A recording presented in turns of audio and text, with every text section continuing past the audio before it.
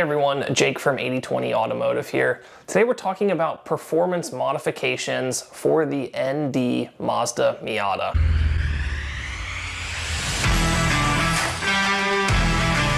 The ND Miata is the latest in the Miata series, and it is extremely well built from the factory. It's very fun on the street, and it is also built to be able to handle track days. So these cars don't require a whole lot from a performance standpoint to be fun, awesome cars to drive. But of course, there are always a few things that you can do to make them just a little bit better, whether that's handling wise or power wise as well. The ND Miata came either with a 1.5 liter or a 2 liter inline 4 engine. Unfortunately, they are both naturally aspirated. So from a horsepower standpoint, it is a little bit more difficult to add power to these engines. But because the cars are so lightweight, adding just a little bit of extra power does go a long way. So in this video, we're going to go ahead and talk a little bit about some suspension and handling modifications that are worthwhile on the ND Miata. And then from there, we'll go ahead and talk a little bit about some of the things that you can do power-wise to add just a little bit more power to the ND platform. First off, from a suspension and handling standpoint, the best thing that you can do is a good set of coilovers. Coilovers are the one modification that are going to go the longest way from a handling, suspension, cornering standpoint. And so a good set of coilovers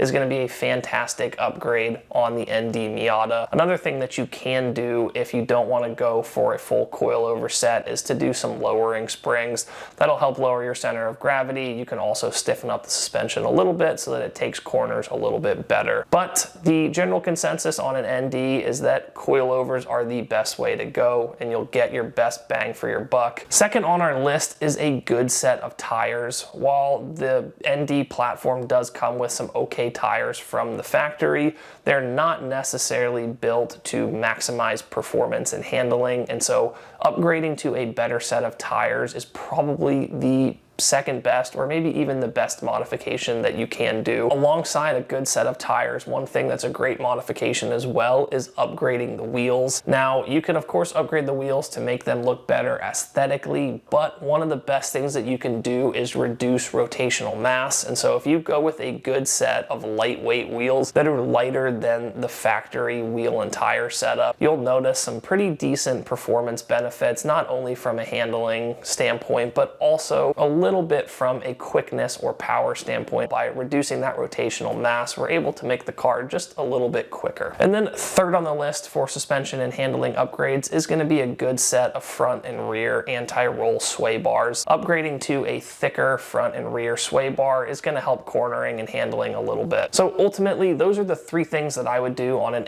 ND platform. The ND handles extremely well from the factory, but these few things will take it to a completely different level and will also give you a setup that is a lot better suited for the track if you ever want to take your car out there, or just a lot better suited for handling corners on the street. So that brings us into performance and power modifications to add a little bit of horsepower. Like I mentioned, because these platforms are naturally aspirated, it is not quite as easy as just slapping a tune and some bolt-on modifications on them and getting big horsepower gains, but there are a couple easy basic bolt-ons that will add a little bit of horsepower. The most worthwhile modifications are going to be tuning. Tuning is kind of the one decent power gain where just a base Miata with a tune can get you probably about 10 to 15 additional wheel horsepower. And like I said, because these are very lightweight cars, they don't have huge power numbers from the factory, adding 10 to 15 wheel horsepower is a pretty decent uptick and will be noticeable. But of course, alongside tuning, there are a couple other modifications that you can do alongside it to really optimize the tuning and to get some larger power gains. So alongside that, I will say one of the most popular modifications is a Catback exhaust system.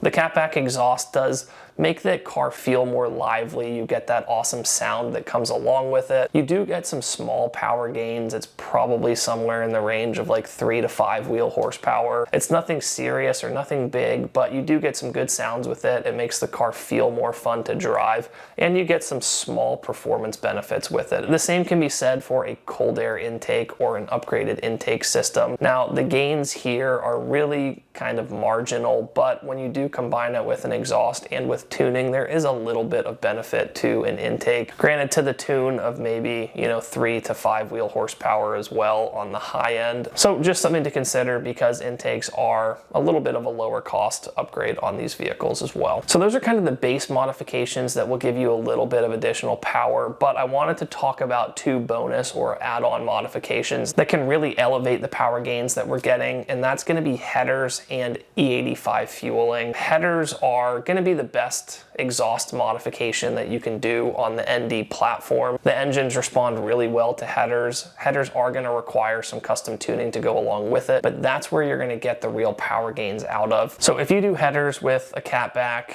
a tune, and an intake, you're probably looking at adding somewhere around 20 to 25 wheel horsepower. And then where we can take it and elevate it from there is doing all of those, but combining it with E85 fueling. So if you go ahead and switch over from 93 octane pump gas to E85 fueling, you can pick up an additional 10 to 15 wheel horsepower just because of the octane rating and properties of ethanol fueling. The only consideration with E85 fueling is for the second gen NDs. The factory fuel injectors are known to tap out at the red line level if you're using full E85 fueling. So if you have a second gen and you're looking at doing full E85 tuning, it is recommended to go ahead and upgrade the fuel injectors, which are relatively still easy to upgrade. They just come with a little bit of added cost, but that'll help make sure that you're not maxing out fueling and running into a situation where you're running lean at redline. So ultimately, with E85 tuning, headers, you could be looking at getting 30 to 40, maybe in some cases, depending on how well everything is set up, tuned, and optimized, close to that 50 wheel horsepower gain on a 2-liter engine. But at the end of the day, that's going to be about as far as we can take this platform without getting into forced induction, which is a completely separate topic. So we'll go ahead and cover that at a different point later on. That wraps it up for our video on performance modifications for the ND Miata. These platforms are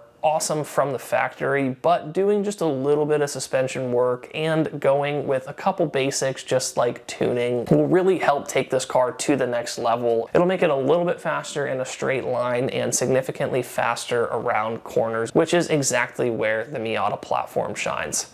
If you guys appreciate this video, please click the like button, subscribe to our channel, and stay tuned for all the future Miata content that I'll be releasing shortly.